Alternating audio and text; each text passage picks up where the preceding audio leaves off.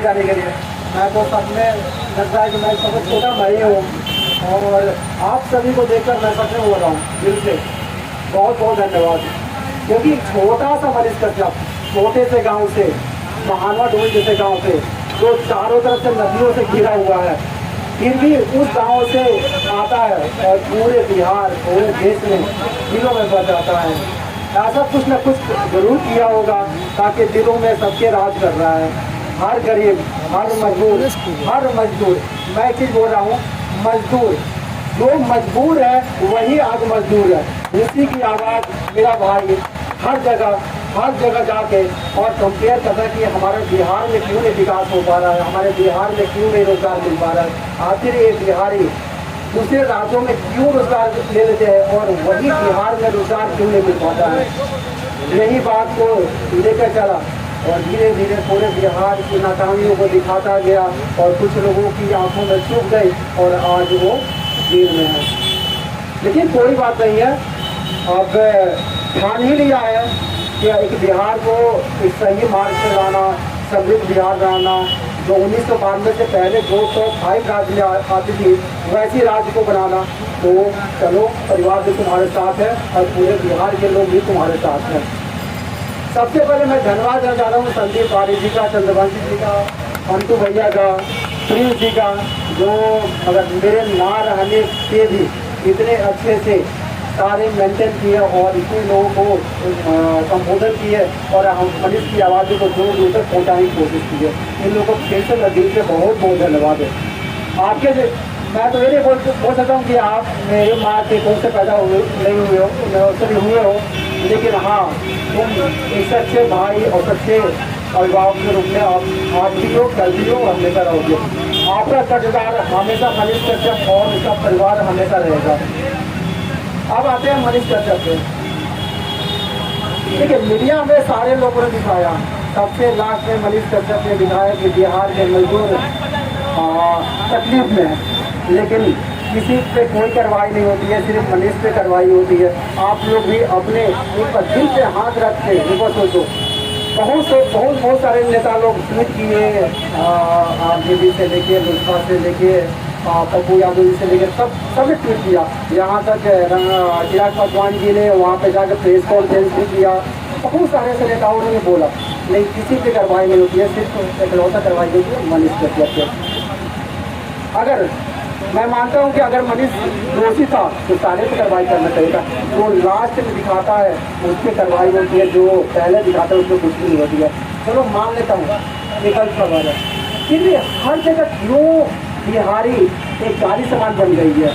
कभी महाराष्ट्र में, कभी असम में, कभी नागालैंड में ऐसी ऐसी घटनाएं हम लोग भी सुनते हैं। जब से मैं जन्म लिया हूँ तब से हजारों घटनाएं ऐसा सुना हूँ। आखिर क्यों नहीं हम लोग सबक लेते हैं? आखिर हम लोग सबक क्यों नहीं लेते हैं? हम बिहार को मजबूत बिहार क्यों नहीं बनाते हैं? यही एक तमिलनाडु राज्य थी, जब महाराष्ट्र में उनके नाम पे एक पार्टी बन गई, उनको भगाया गया। तमिलनाडु ने सीख लिया कि मुझे समृद्ध तमिलनाडु बनाना है और आज सबसे ज़्यादा फैक्ट्री कहाँ है? तमिलनाडु में। तो हम बिहारी क्यों नहीं सीख लेते हैं? आखिर क्या हमारे में कमियाँ है? क्या हम पढ़ाई में कमी है? क्या रिसोर्स में कमी है? कुछ सीखने में कमी नहीं है, बस हम जाति पार्टी धर्म इसी में बैठे हुए हैं। मैं भी कुछ बिहारी हूँ, मैं भी बेटिया जी हूँ और मैं पढ़ाई किया कहाँ से किया? दिल्ली से पढ़ाई किया। रोजगार कहाँ किया? दिल्ली में रोजगार किया। लाभ कहाँ उठाया? दिल्ली में। आखिर मैं अपने मुखिया को, अपने विधायक को, अपने सांसद को, अपने मुख्यमंत्री को वोट क्यों देता हूँ जब उस लायक है ही नहीं? जब मुझे वोट देना है अपने मुखिया को, अपने मुख्यमंत्री को, अपने विधायक को, अपने सांसद को, तो मैं रोजगार करने दिल्ली क्यों जाता हूँ? हाँ, मेरी भी गलतियाँ थी कि मैं उनके आंखों में आंखें डालकर नहीं पूछा, लेकिन एक मनीष कश्यप था, उसके जिगरे में दम था कि उसने आंखों में आंखें डाल के पूछा कि मुझे रोजगार क्यों नहीं मिल रही है, मेरे बिहारी भाइयों का रोजगार यहाँ पे क्यों नहीं मिल रही है। आखिर चुनाव आते आते आप लोग इतने बोलते हैं कि इतने रोजगार मिलेगा, ये मिलेगा, वो मिलेगा, लेकिन जैसे ही चुनाव खत्म हो जाती है आखिर बिहार के लोग, बिहारी क्यों पलायन करने पर मजबूर हो जाते हैं। आज आप भी एक बार गूगल करके देखना, इस राज्य में बिहारी नहीं है। हर राज्य में छोटे से छोटा सबसे छोटा राज्य गोवा है, गोवा में भी 37,000 बिहारी लोग काम करते हैं। ऐसा क्यों भाई? हमारा 13 करोड़ की आबादी, वहाँ पे 33 लाख की आबादी, क्यों? तो हम लोग को सोचना होगा।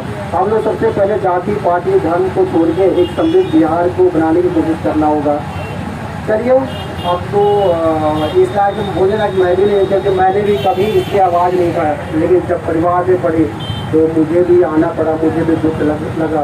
तो मैं एक ही बात बोलूँगा, मेरे परिवार की आवाज़ बनी है, लेकिन मनीष पैदा हुआ है हमारे परिवार में, हमारे राज्य में, हमारे विधानसभा में, हमारे लोकसभा में, हमारे भारतवर्ष में, तो उसकी आवाज़ बनी है। जब तक आप आवाज़ नहीं बनेगा तब तक मनीष ही रह जाएगा। तो आप सभी से रिक्वेस्ट है, आवाज़ बनिए। और मनीष नगर की बात करें तो एक बड़े अधिकारी का फ़ोन आया है, मेरे पास आया है, बोले हैं कि 10 दिनों के अंदर आपकी मांग को पूरा किया जाएगा, लेकिन आश्वासन सिर्फ फोन पे मिली हुई है, लिखित तौर पर नहीं मिली हुई है। तो पता नहीं कि आश्वासन ही रह जाएगा या क्या होगा, मुझे पता नहीं है।